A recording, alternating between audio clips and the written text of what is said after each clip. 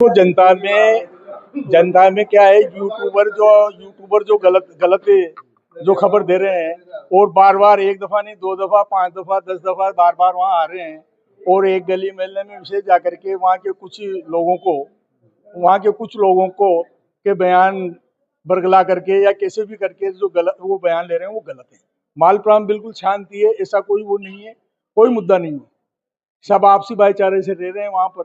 तो ये यूट्यूबर आकर के एक पक्ष की बात करता है, अगर आज यूट्यूबर दूसरा अगर दूसरे पक्ष के पास जाएगा तो दूसरा पक्ष उसके अपनी बात रखेगा, वो अपने वो करेगा, तो उससे क्या है, आप तनाव फैलेगा।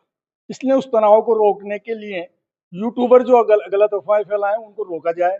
प्रशासन को चाहिए कि उनके खिलाफ कार्रवाई करे और प्रशासन अपने स्तर के ऊपर जांच करके जो वो बोल रहा है, जांच करके एक वक्तव्य जारी करे जिससे कि मालपुरा में सौहार्द बना रहे। ऐसी कोई बात नहीं है, वहाँ कोई पलायन का मुद्दा नहीं है।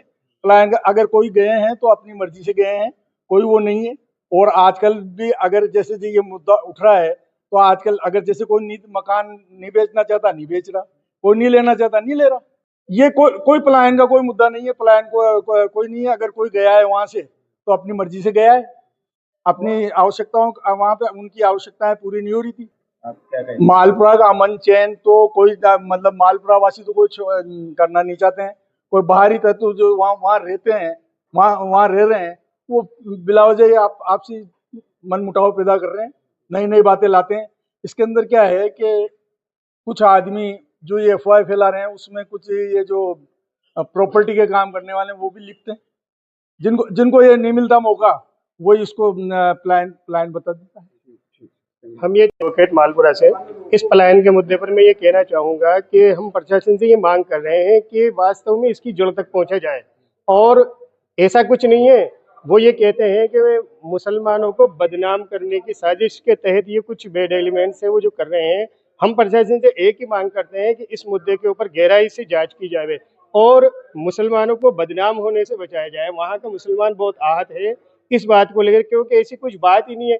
वहाँ हिंदू मुस्लिम भाईचारे से रहे हैं और रह रहे हैं। हमारे भी जो है बहुत से मकानात खाली पड़े हुए हैं, अपनी आवश्यकता के लिए कोई बाहर तो लगा, इसी तरह हिंदुओं भी खाली पड़े हुए हैं। तो वो किस तरह से कह रहे हैं, ये मांग हम यही कर रहे हैं कि वो रिपोर्टर हमारे मेलने में भी आए, हम भी बताएं कि हमारी भी आवश्यकताओं के लिए लोग बाहर गए हुए हैं। ऐसा कुछ नहीं है, वहाँ सिंगल कोई एक FIR छेड़छाड़ की ऐसा कुछ भी नहीं है।